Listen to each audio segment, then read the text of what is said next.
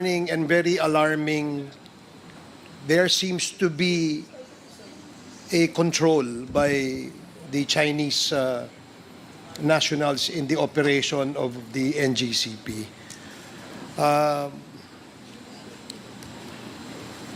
Kaya earlier, I was asking if the shareholders' agreement was submitted to the committee, because most of my questions that I'd like to propound are based on the information that is stipulated in that agreement. However, in the absence of that, I'd like to pursue the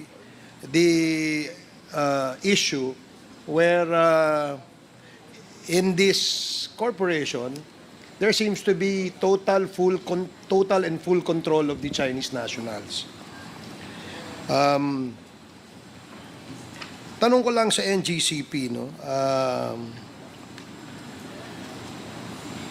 Sa maraming pagkakataon, kapag tinatanong who controls, operates, and manage the NGCP, ang lagi pong sagot ay Pilipino. Tama po ba yan? Tama po, Your Honor. Okay. So, pinaninindigan ninyo na ang merong management, control, and nag-ooperate ay Filipino. Opo, Your Honor. So, ang ibig sabihin po ba nito na ang Pilipino ay siya yung may desisyon, yung kumbaga huling pa siya doon sa mga decisions that the NGCP makes? Opo, Your Honor. Okay. So, Pilipino lahat yan? Opo, Your Honor. Okay. Kasi kanina, nabanggit ni Congressman Suarez na doon sa desisyon sa pagbili ng lupa, paghingi ng approval, ang nagre-rekomenda ay ang isang Chinese national. No? So, that's the reason why I said earlier, this is very concerning and alarming. Bakit sila yung nagdidesisyon? Hindi ba dapat Pilipino ang nagdidesisyon dyan? But sabi nga, gaya nga ng sinabi mo, Pilipino ito, no? Doon sa mga nakaraang hearing, lagi po natin ini-emphasize that Filipino control in the transmission network ng Pilipinas ay napakahalaga because marami pong isyong nakaakibat dito. At ang pinaka-importanting issue dito ay yung national security. Tama po ba? Do you agree with me? I agree, Your Honor. So you agree with this representation that full control, full management of the transmission, national transmission, must be in the hands of patriotic Filipinos. Nag-agree po ako, Your Honor. Nag-agree kayo dyan. Sige.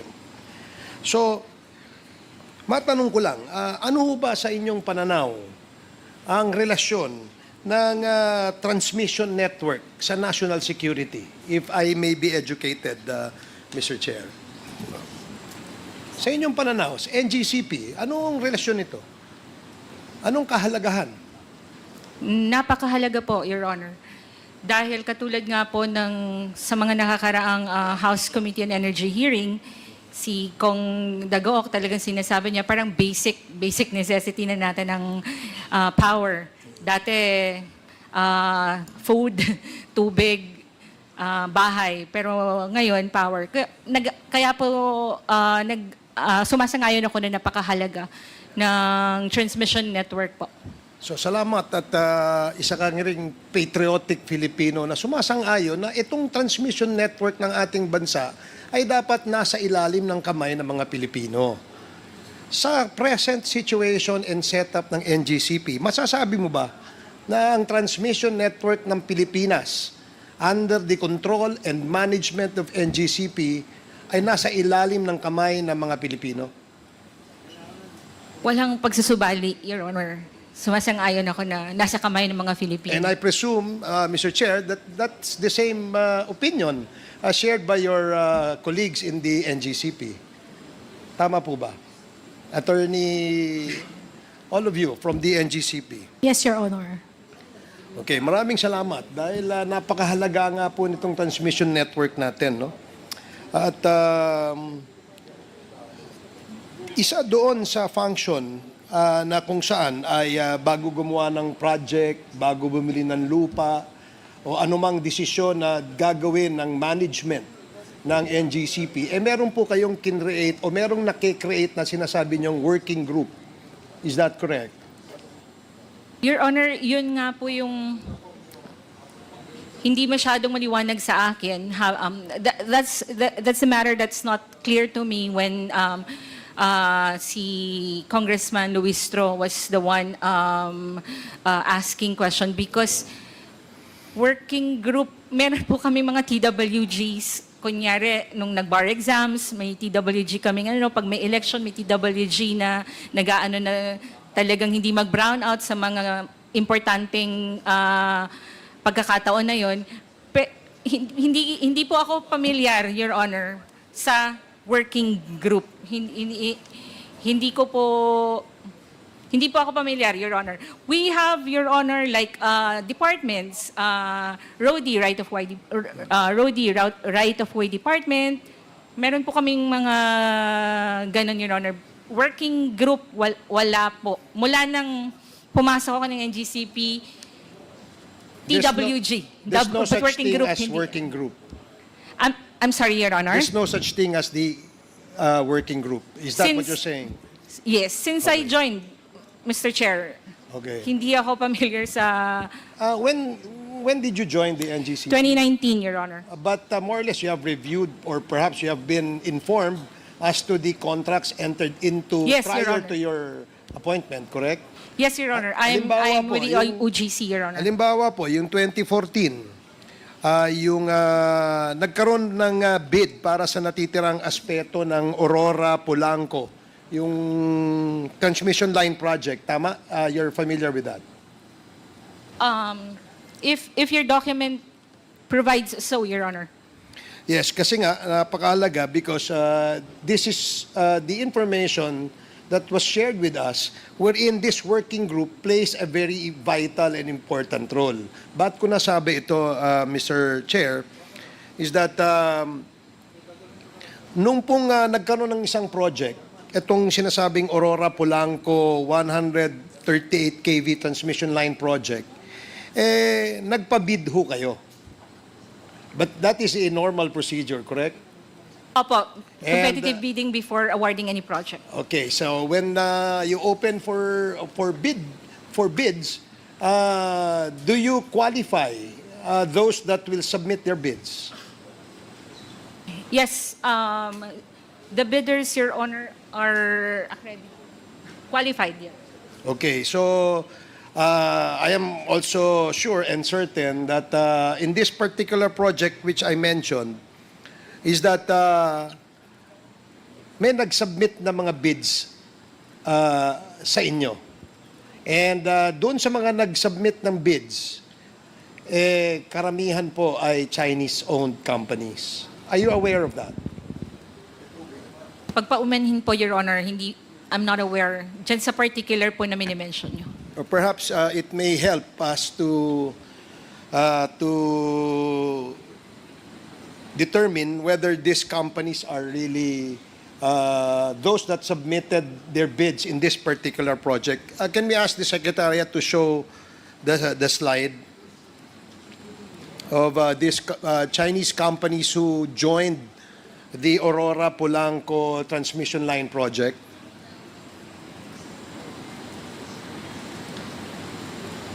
Tatlongput-anim po ang mga kumpanyang nag-submit ng kanilang bids dito. At lumalabas dito sa mga bid na ito ay mahigit kalahati ho ay puro China o Chinese-owned bidders o Chinese-owned companies. Now, bakit ko sinasabi ito, no? Na ano bang importansya, no?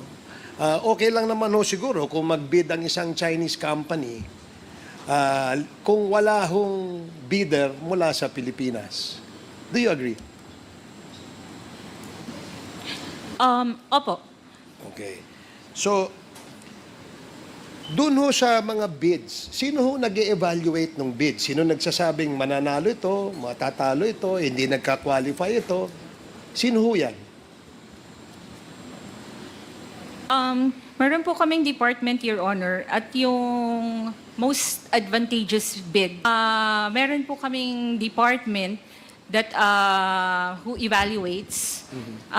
Kung ang most advantageous bid, Your Honor, sa kanya po maa-award yung project, Your Honor.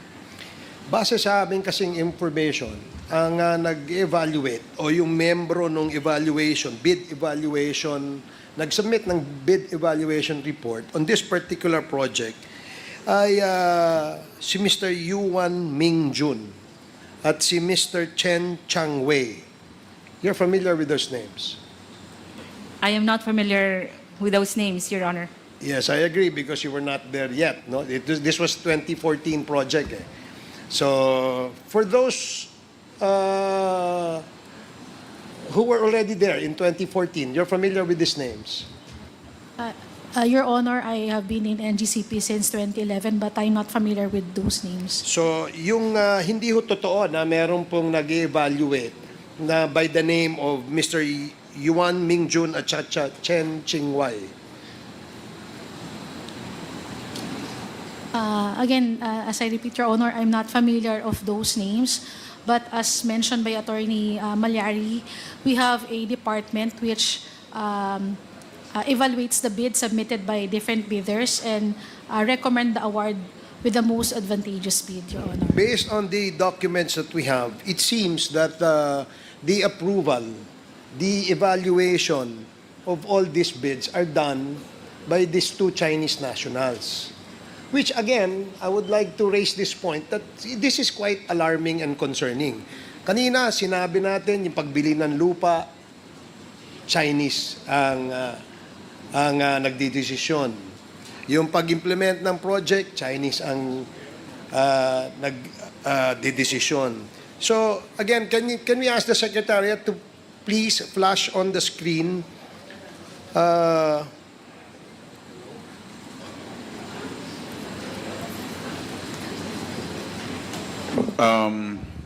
Which particular document do you want flashed?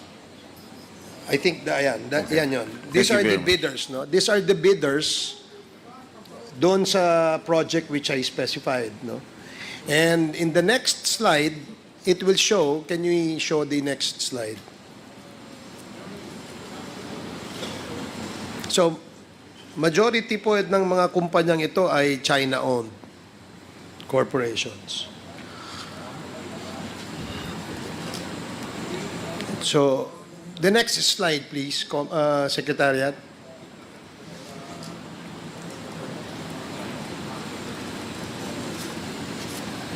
Kanina ho kasi na-raise na po ito ni Congressman Suarez. And when he raised this issue of Chinese nationals being involved in the decision-making of the NGCP, did not just raise eyebrows, so to speak, but also ito ay isang national security vulnerability sa tingin ko na yung mga importanteng desisyon ng NGCP ay nasa kamay ng mga dayuhan.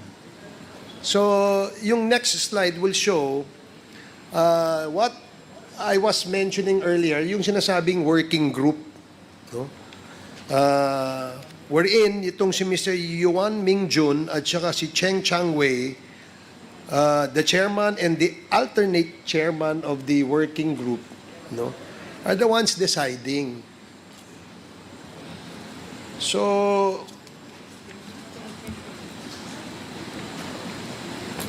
ayan, yung name na uyang, ayan, that's July 11, 2014. The so-called working group, the chairman of that is Yuan Mingjun, and the alternate chairman is Chen Changwei. So, as you said earlier, you're not familiar with this document, but perhaps ma'am, maybe you're familiar with this since you were there already in 2011. Your Honor, I'm not familiar with this document. So, you're not familiar with that. So, dalawang bagay lang ito. yung research namin at yung base sa dokumentong sinasubmit nyo sa amin ay yun mga information that we'd like to be clarified on. That's why we ask these questions to you. Now,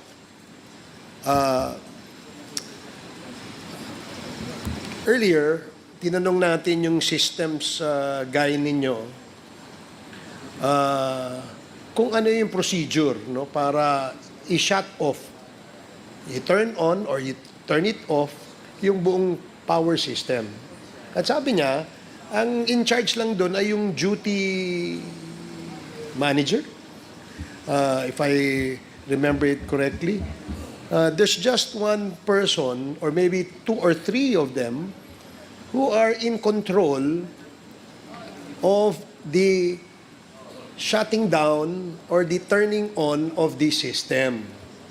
To me, and I'm sure my colleagues will share my apprehension, na nakakatakot ito. Nakakatakot ito. And this is, again, something that we should really correct and we should look into, Mr. Chair. Now, other issues that were raised earlier by Kong Dan Fernandez were quite alarming too, no? Especially dun sa violation sa Section 8. But listening to the NGCP, definitely the first reaction is to deny, no, and to short of saying disagreeing with the observation of Congressman Dan Fernandez, and we respect that. It's just that we're all here para ayusin itong sistemang ito at hindi ito hindi mangyari yung kinakatakutan natin na maaari at posibleng mangyari, considering that we have now an issue with China in the West Philippine Sea. I cannot imagine utility companies being managed and operated by, quote-unquote, the enemy. I'm sure you wouldn't want to sleep with your enemy.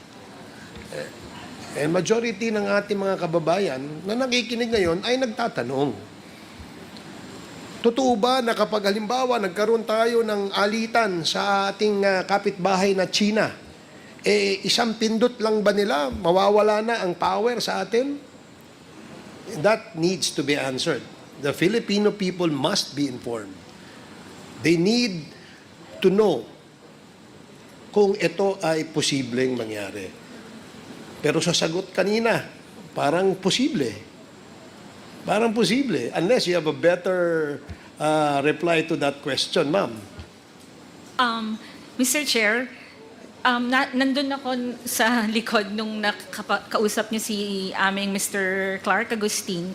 Yung scenario niyo po kasi na bigay sa kanya is si terorista na sa kwarto na. But ang ano po is, bago siguro nakarating si terorista doon, kasi po yung control center namin are physically secured.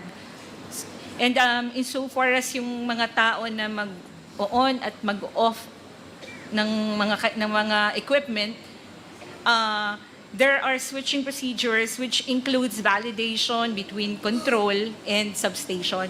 So, sa hypothetical scenario, it appears na hypothetically it can be done, pero sa tunay na buhay, Mr. Chair, may kalabuan. So, yan ay ginagarantiyan nyo sa ating mga kababayan? Opo. So, hindi pwede na pakialaman ng dayuhan ang control sa ating elektrisidad o power dito sa ating bansa. Opo. Sigurado kayo dyan? Opo. Okay, sige. I will not belabor that point anymore, Mr. Chair, but to give more time to my colleagues here that would like to propound questions, I am yielding the balance of my 38 seconds in my interpellation, Mr. Chair. Thank you, Mr. Chair.